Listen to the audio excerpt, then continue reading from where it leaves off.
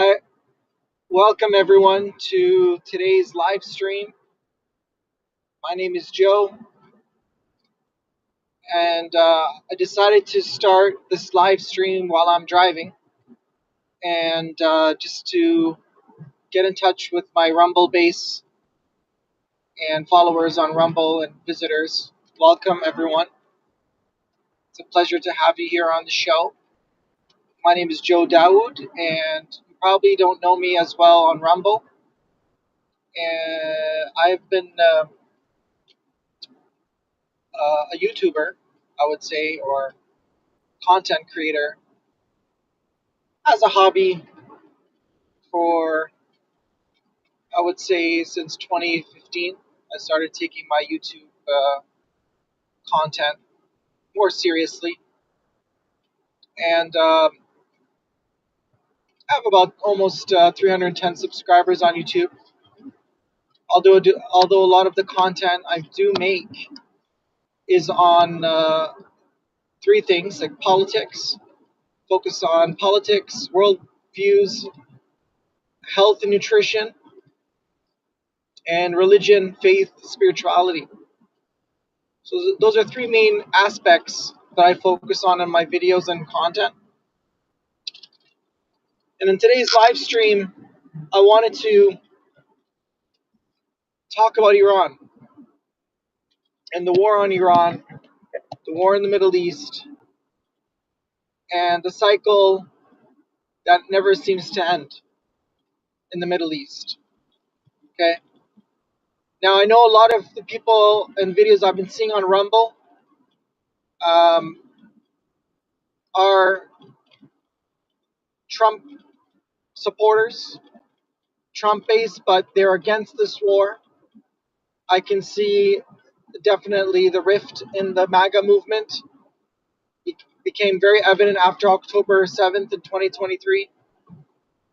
And now it's furthering and becoming more and more evident that the viewpoints in the MAGA movement are so bipolar and polarized.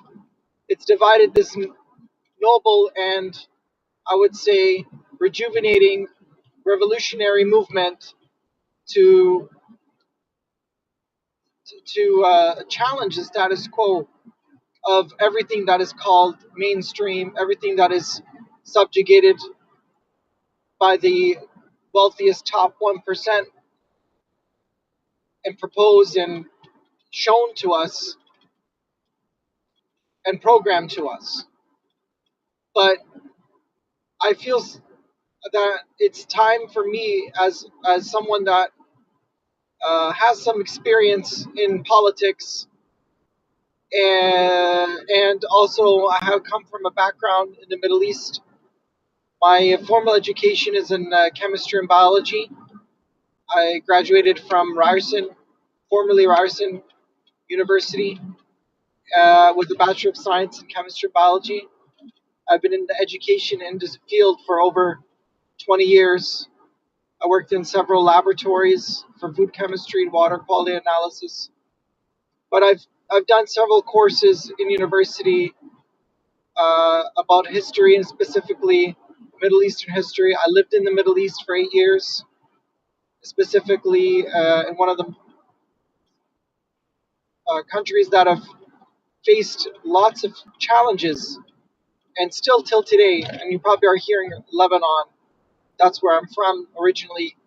That's my roots are Lebanese, and I think it's due as a fact to speak the truth and speak what I know of facts that are not being shown in the media or by any of the pundits from the whether the mainstream media or even the MAGA movement, or I would say the MAGA First America movement that is against the war and against Trump, what he's doing, and against attacking and fighting and stopping any kind of Iran regime.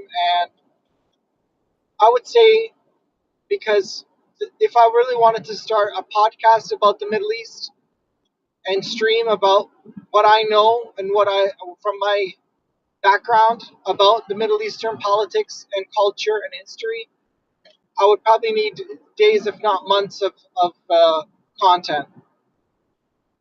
Okay, to be able to really give you an understanding and a perspective that no one in the media is showing about why this has reached to the way it is. Okay, and the mindset that we see, whether it be in North America, American culture, American politics, and the mindset in the Middle East. Okay, and this video, I think this stream, I would like to aim it direct this stream for the America First MAGA individuals who are feeling that Trump is betraying them and are feeling that Trump has sabotaged the freedom movement and the America First agenda. And I can say to you that this has, from my experience and knowledge of the Middle East, this is further from the truth. This is the furthest from the truth. The I would like to start off by we say let's start off by the end, and then I'll move my way backwards. What you see currently in Iran is not an attack in the moment, and it's not for primarily for their oil. It's not primarily for their um, any programs or nuclear energy or weaponry. This war is to expose what has been brewing for the last 50 years in that region. And this story is older than 50 years. The story that you're seeing unfold upon you has been rotating in society and social world conflicts and wars for at least the last 1400 years. And even before that, before the coming of Islam, we've seen this region in upheaval. Okay? War and conflict is not the um, determinant of the time. It's not something that just happens for no reason.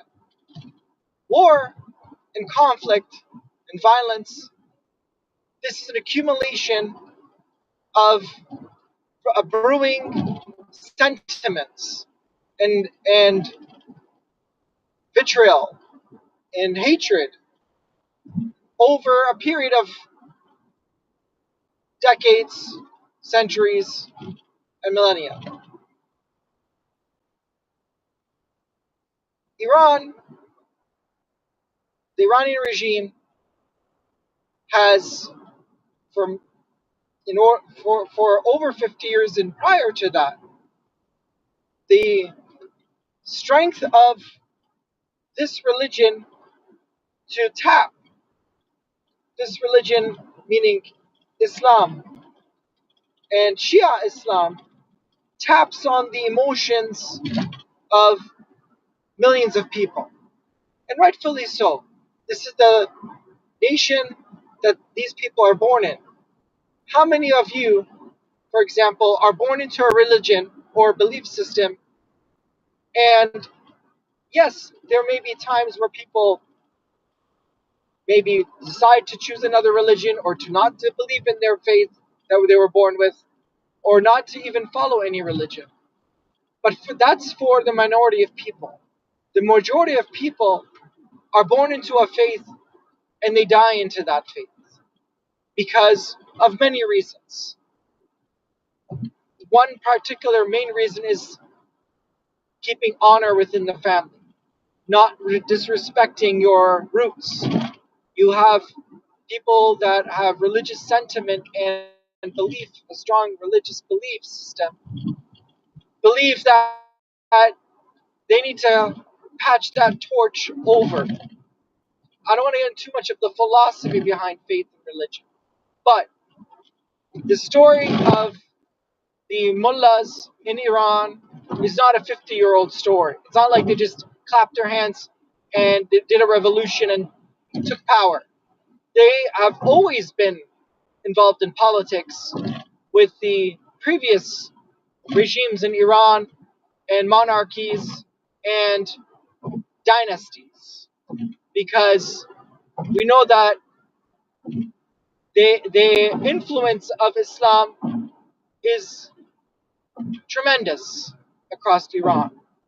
Just how you can see in Western Europe the magnificent churches, Catholic churches and Protestant churches, and the roots of devotion for that faith, for faith in Christ, across Europe, across Canada, across the United States, across Western civilization. That same devotion, if not even more, is found in the Middle East towards Islam, especially amongst faithful, believing Muslims. So the and we know in psychology, the first 7 years of a child's upbringing is actually a great determinant of who they become for the rest of their life. The first 7 years, a child is learning values and cultural they just follow. They're followers, and that those feelings of safety and family and love for their faith and love for their God and love for their mosque, this is something that is rooted in childhood.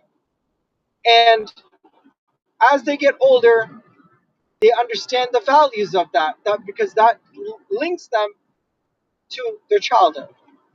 Now, what has happened is that over the many years of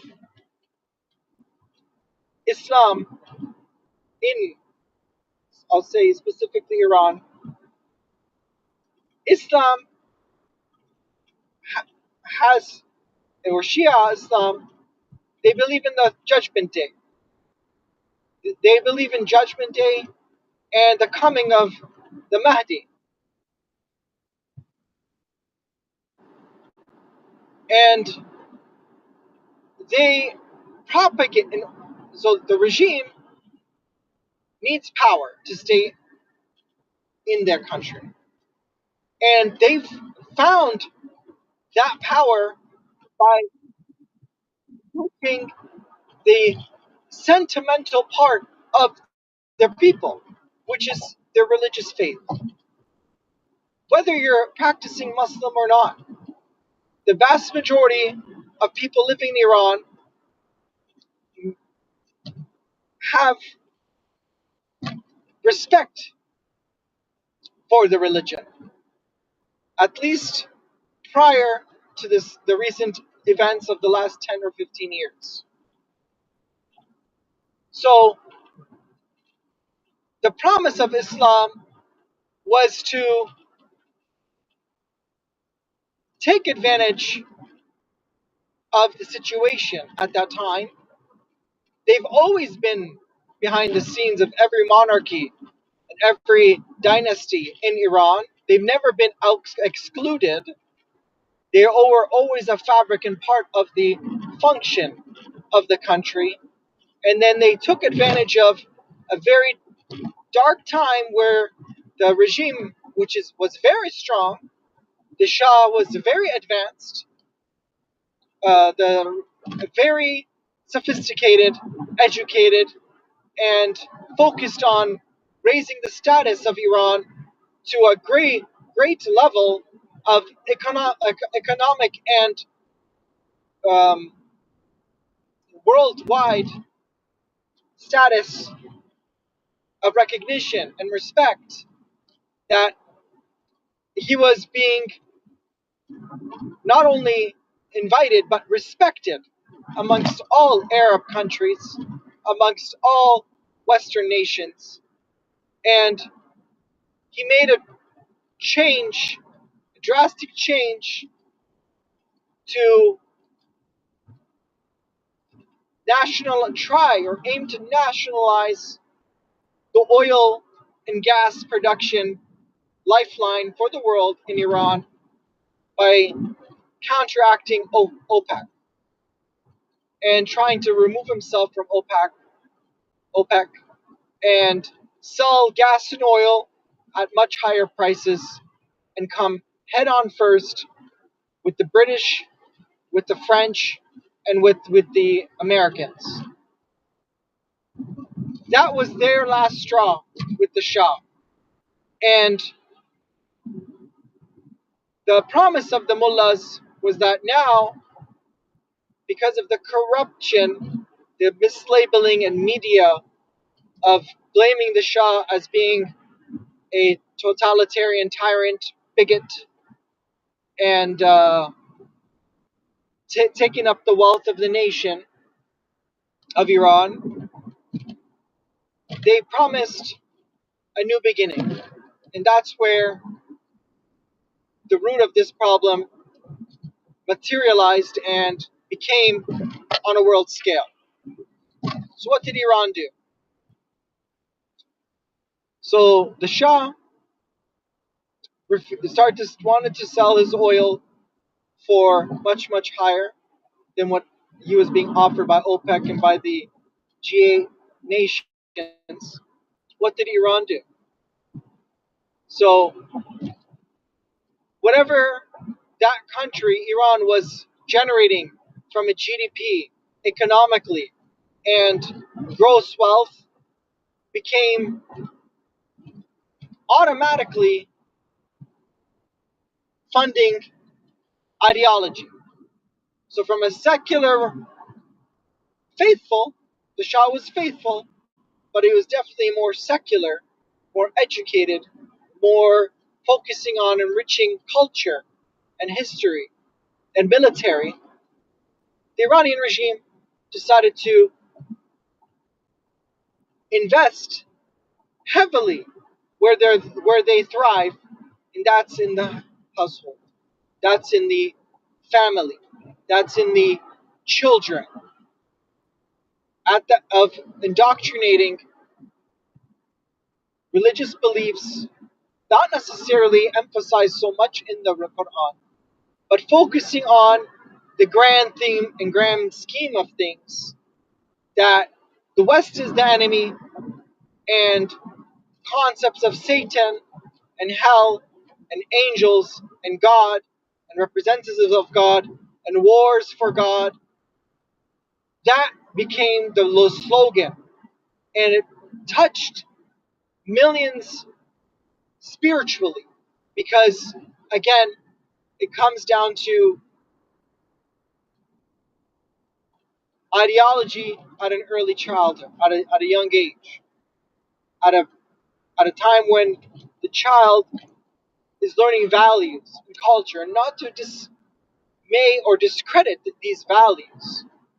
But if the value system is blaming another nation's existence on all the world's problems and all humanity's problems, there's a serious, serious issue there. And that's what was going on with the indoctrination of a nation and belief system, whether it be propaganda, media, news, foreign affairs. On the outside, they seem normal, and on the inside, they are corrupted as far as can be. So, the issue in Iran is not a story of Trump. Trump is doing what should have been done 40 years ago. Trump had to do this, or sorry, let me reiterate. Trump is doing what should have been done 40 years ago to the regime. The regime is not a regime on production, a regime on peace or actual peace with their neighbors. The regime is about spreading its ideology and staying in power. By doing so, they can spread their ideology and their belief system that no one can sit down and challenge. For example, for many of those Christian MAGA movement individuals that are saying Trump is betraying the nation, Trump is betraying MAGA, Trump is siding with Israel, and Trump is serving the Israeli interests. Okay.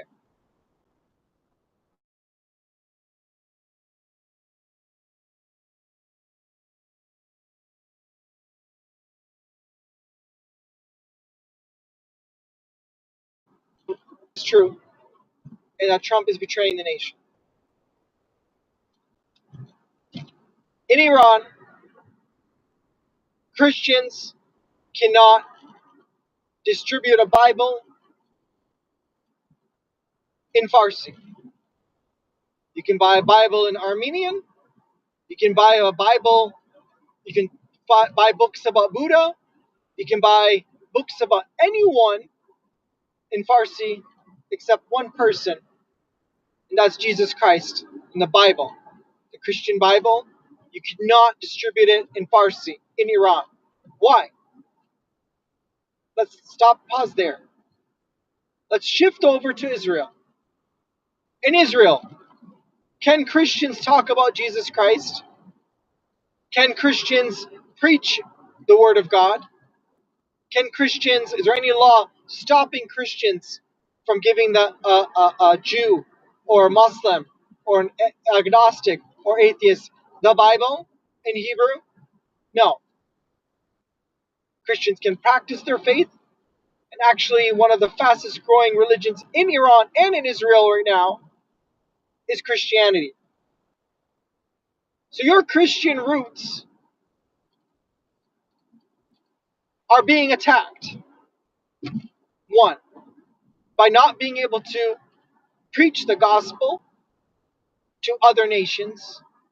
They are going against not only human rights and freedoms, but they're actually going against the will of God and Jesus Christ in the Bible, where Jesus says, "Go to all nations and make disciples of all nations and spread the good news." So, from the number one part, the regime in Iran and in other nations, but this particular regime, because they have specific laws. One law is that any person that is Persian, Iranian, Muslim born, if they convert to Christianity, they will the government has the right to arrest them and execute them on the spot summarily in a court. Christians can practice their faith, but you have to be born a Christian. You cannot convert anyone to Christianity.